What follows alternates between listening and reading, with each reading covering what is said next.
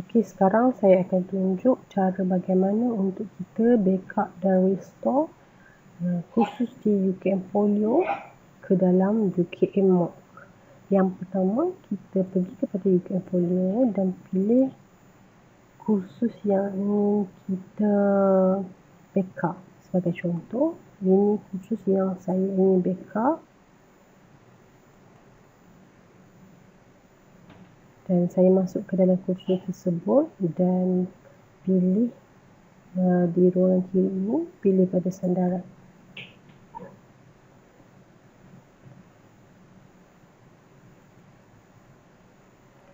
Jadi saya akan backup untuk kos ini sahaja. Saya scroll dan tekan next. Scroll lagi. Dan pilih next. Scroll ke bawah dan perform backup. Teruskan. Scroll ke bawah dan kita dapat lihat kat sini backup dah telah berjaya dibuat dan kita muat turun.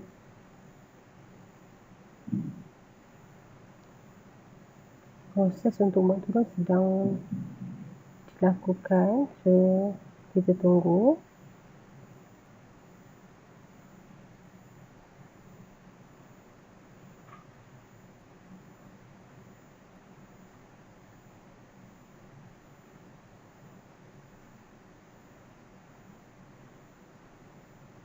Okay, proses muat turun berjaya.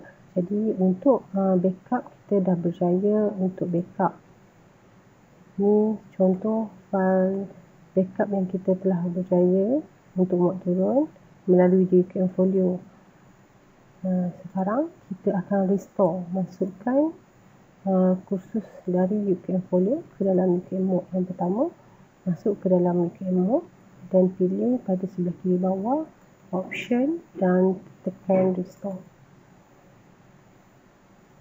Kita pilih pada choose a file dan masukkan kursus yang backup yang kita telah download tadi dan upload file. Proses restore mungkin akan ambil masa sedikit, jadi kita perlu tunggu.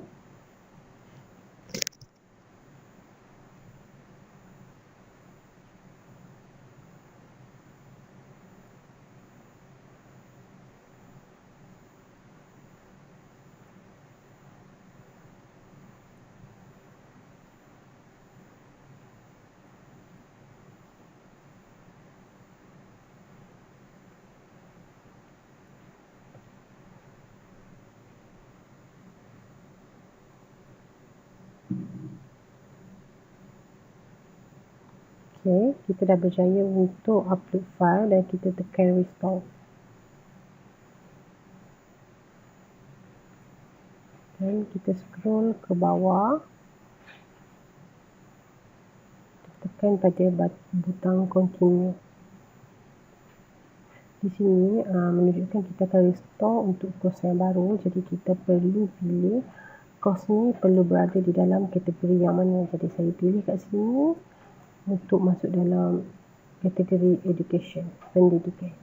Saya scroll ke bawah dan tekan continue. Scroll ke bawah dan tekan next.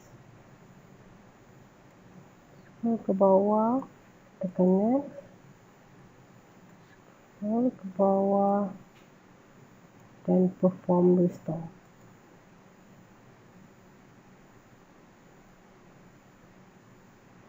Klik pada continue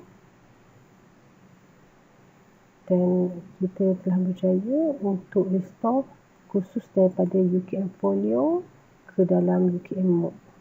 Kursus ni telah berjaya berada di dalam UKM MOOC. Sekian.